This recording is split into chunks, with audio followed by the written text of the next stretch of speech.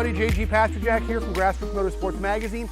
In the shop, we are actually getting our 2004 C5 Corvette Z06 ready for the 2019 SCCA Solo National Championships.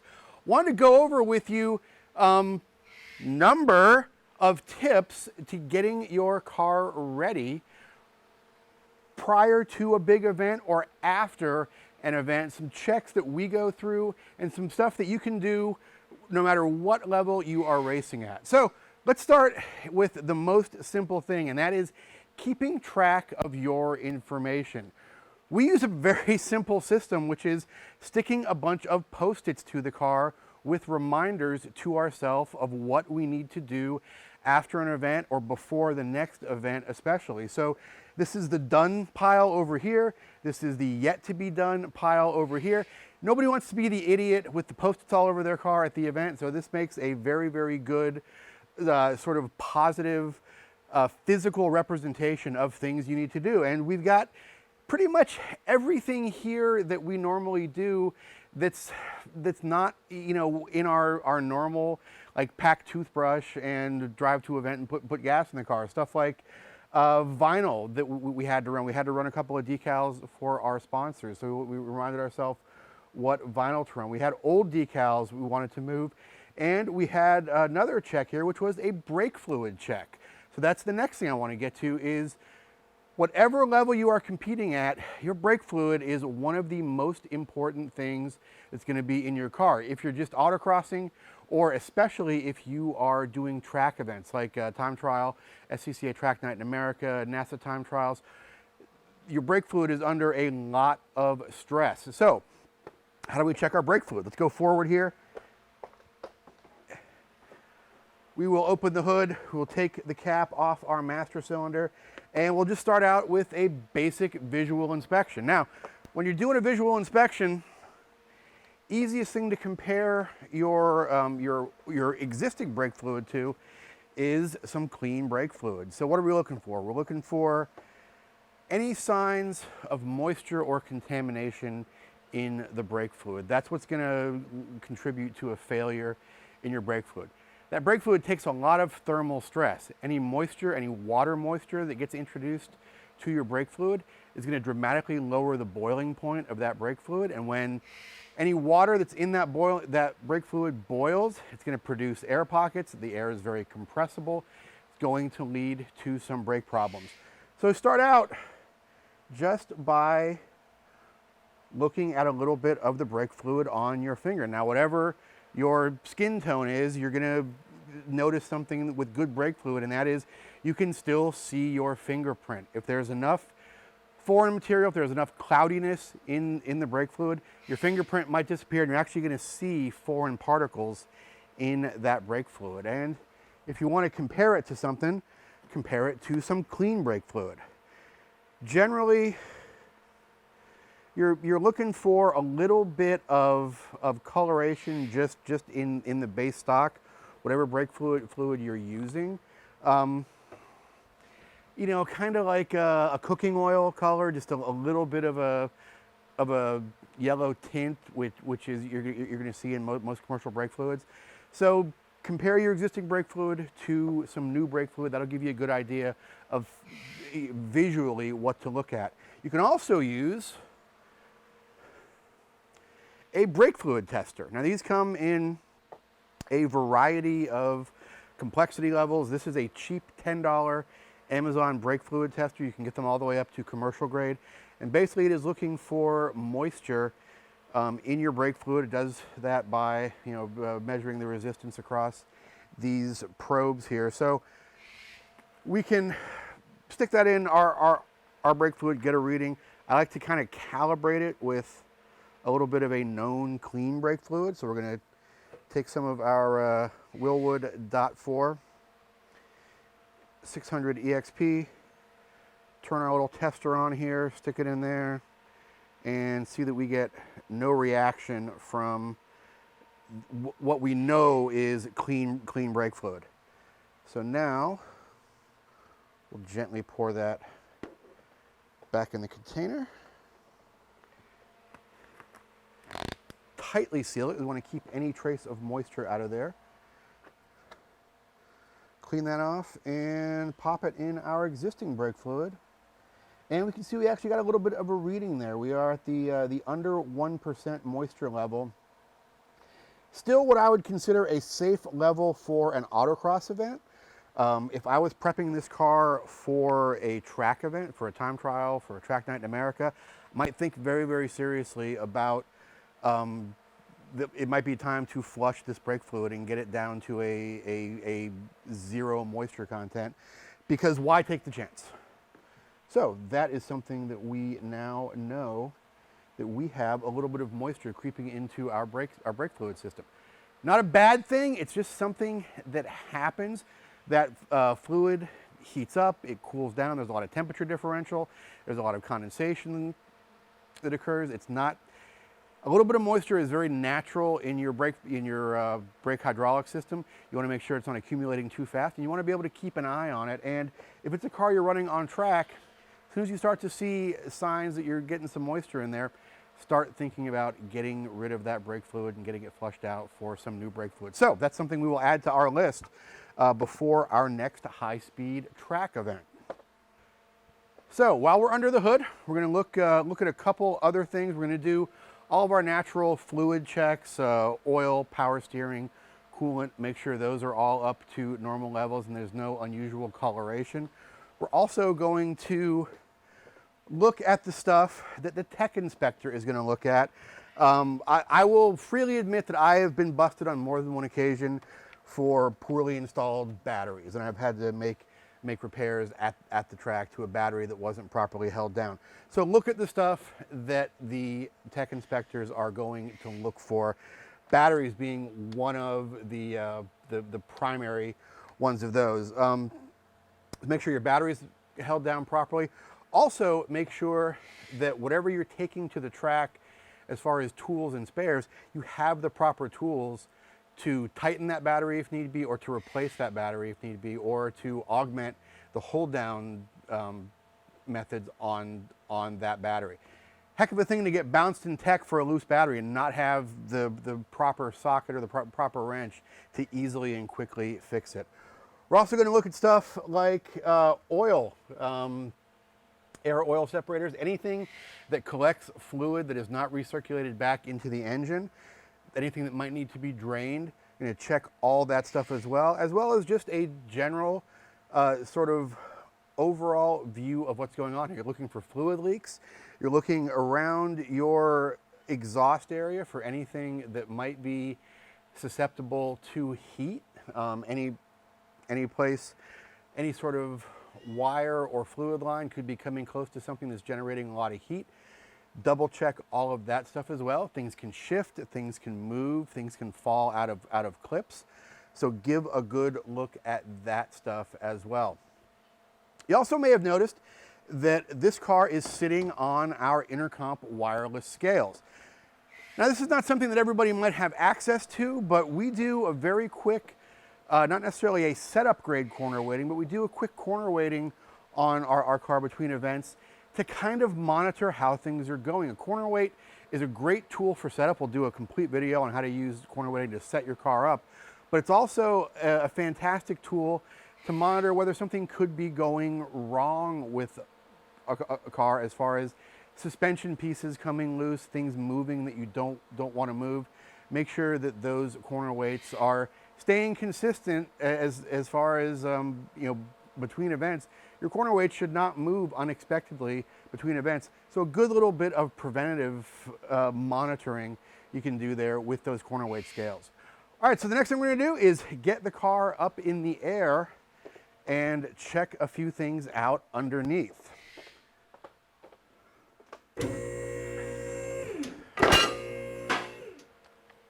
So you may not have access to a lift, but hopefully you have access to, at the very least, jacks and stands.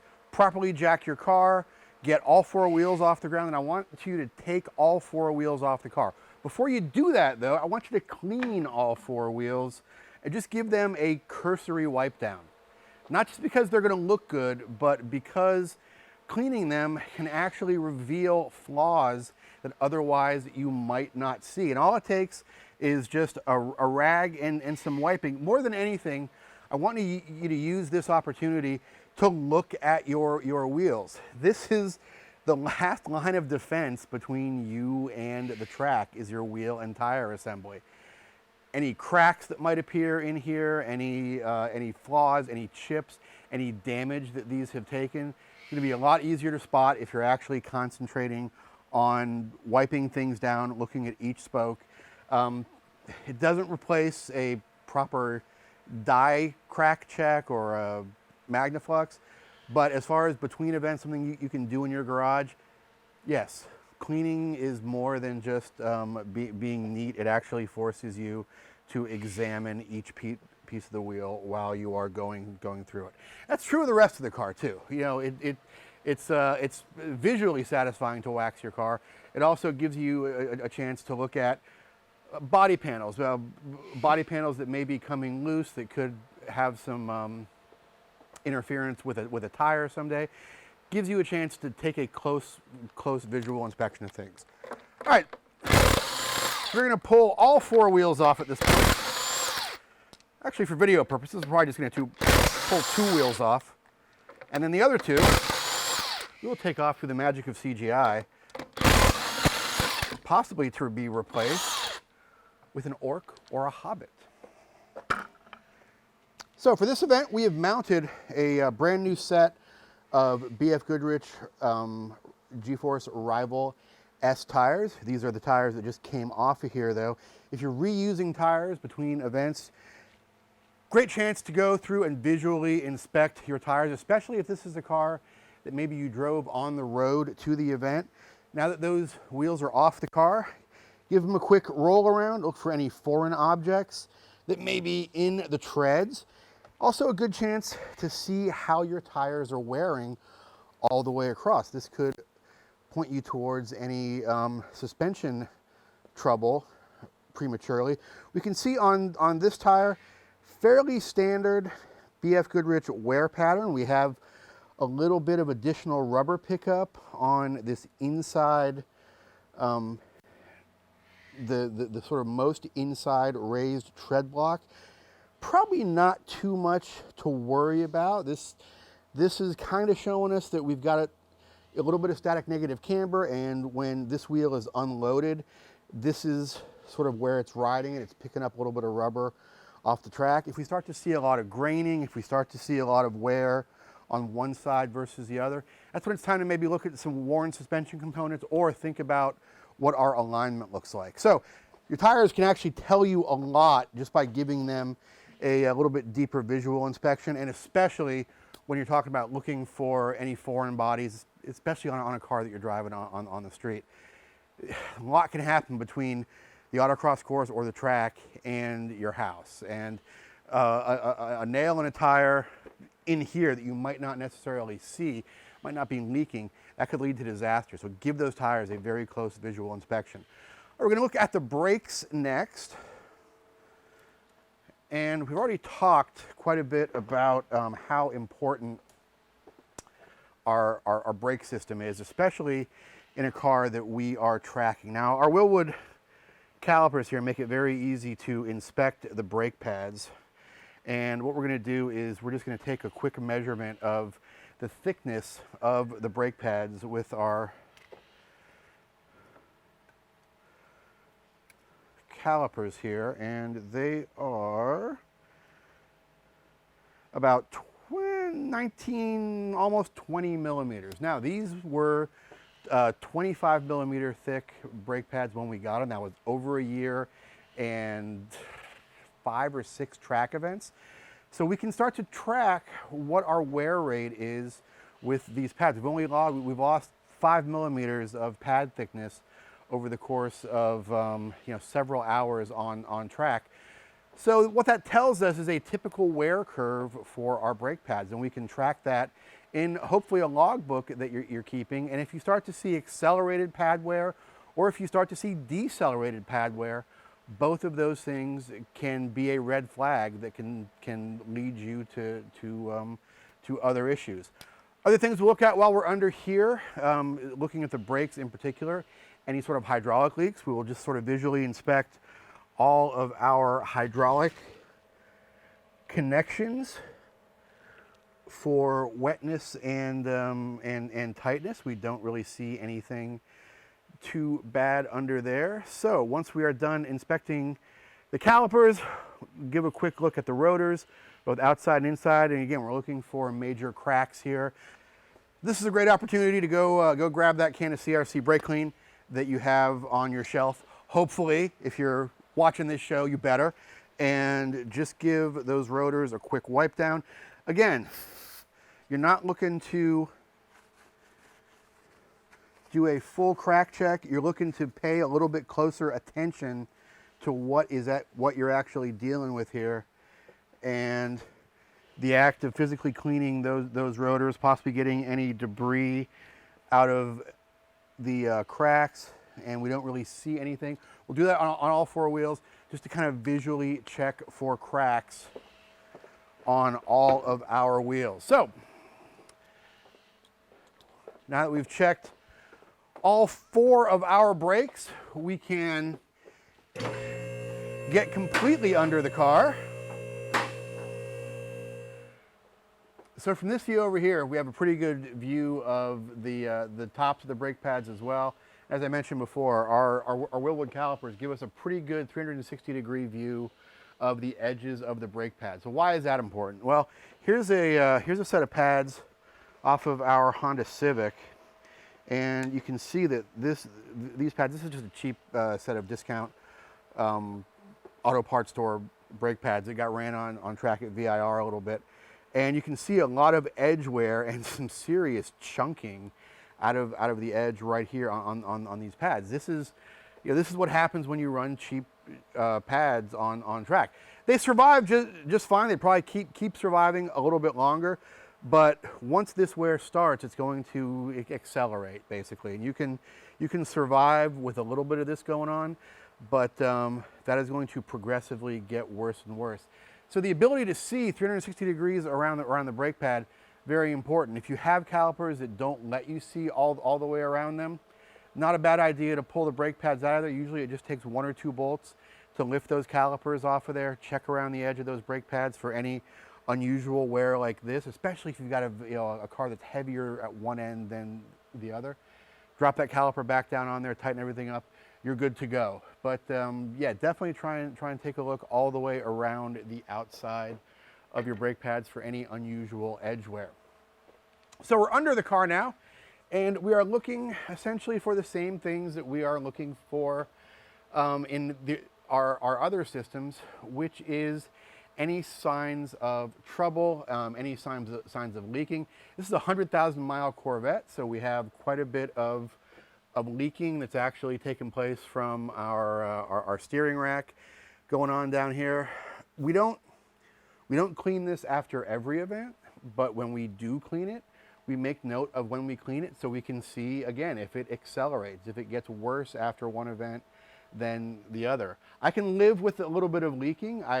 If the leaking were to suddenly accelerate, suddenly get much worse, or suddenly stop altogether, I would definitely want to investigate what's going on there. But as long as I know that I see about X amount of power steering fluid leaked down onto this area after each event, I don't panic, and nobody likes to panic.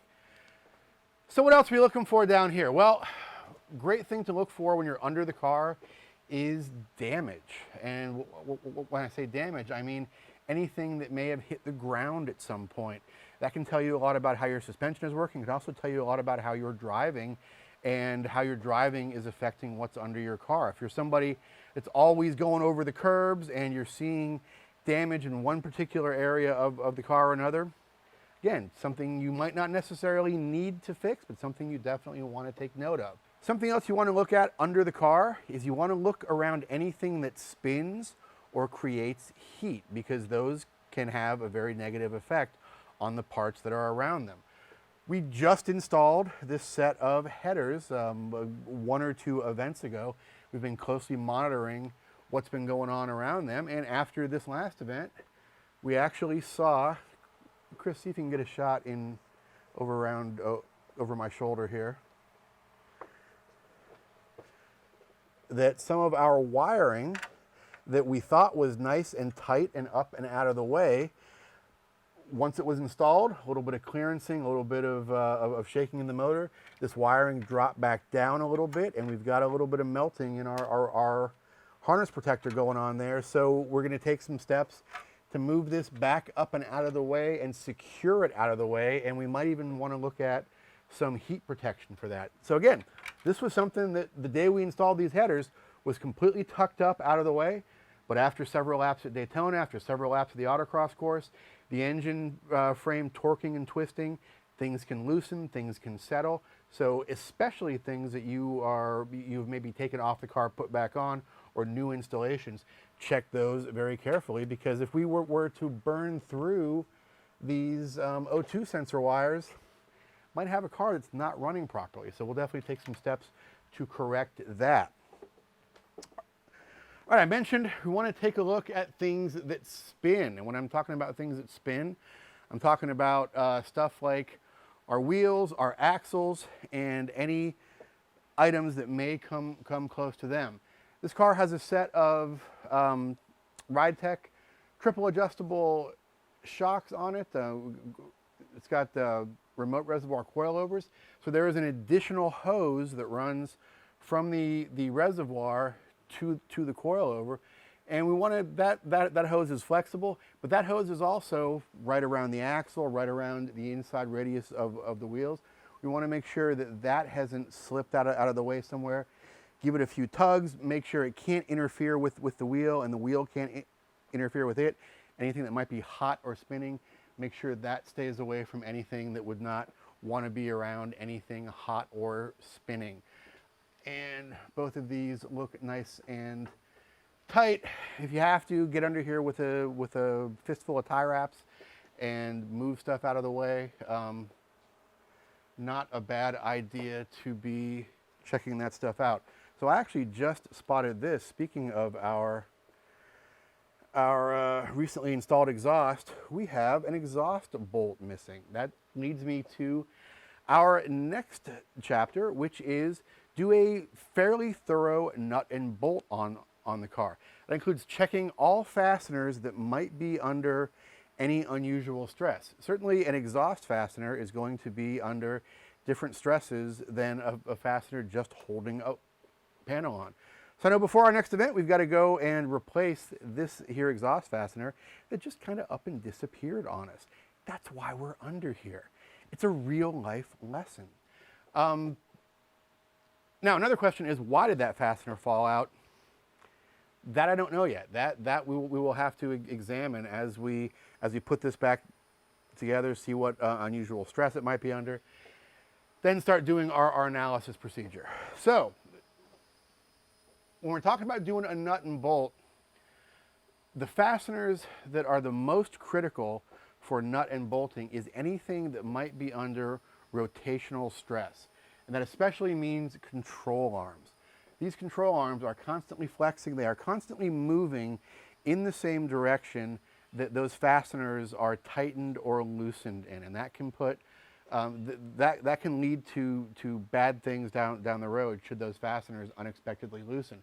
Now, we've addressed the issue by putting Nordlock washers on all of our critical suspension components. We'll show you a quick diagram of how those Nordlock washers work. It's basically a dual washer system that uses sort of ramps that engage with each other and create an additional tension between the bolt head and the sealing surface. It's a fantastic idea. They're a little bit pricey, but you only need all you need is for one control arm to fall off, and the price does not really seem to matter anymore. And when I say pricey, I mean they're like 75 cents each instead of 10 cents each. So all of our critical fasteners on rotating components have been augmented with Nordlocks. The other thing you can do is when you're going through and doing your nut and bolt, walk around with a torque wrench, check all of your torque on critical fasteners. If you want to save some time, the next time you do that, next time you go through and you do all of your torquing, walk through with a paint pen, and we've actually done it on this rear fastener here. Although it's worn out just a little bit, you can't quite see it anymore. So we'll redo it for the camera So you take a nice bright paint pen. Once your fasteners are properly torqued, we're going to make a little paint mark on a non-moving area of the frame and an adjacent mark on the fastener.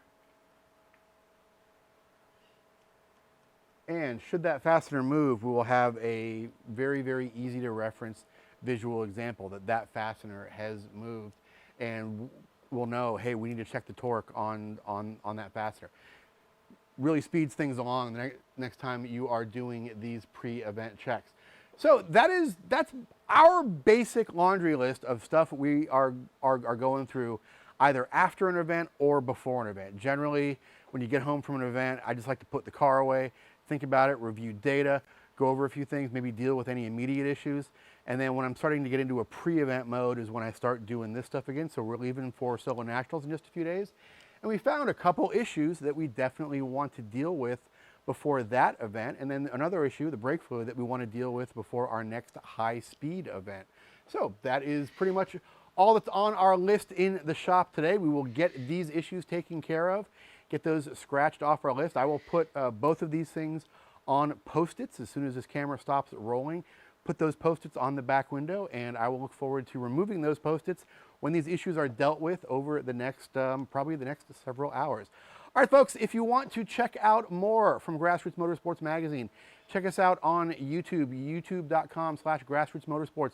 Go to our website at grassrootsmotorsports.com. I'd like to thank the folks from CRC Industries that make these videos possible on the web at crcindustries.com. Also our friends at Coney Shocks, coney-na.com, and SPC Industries, Specialty Products Corporation, spcalignment.com on the web. We'll see you again next time. Bye, everybody.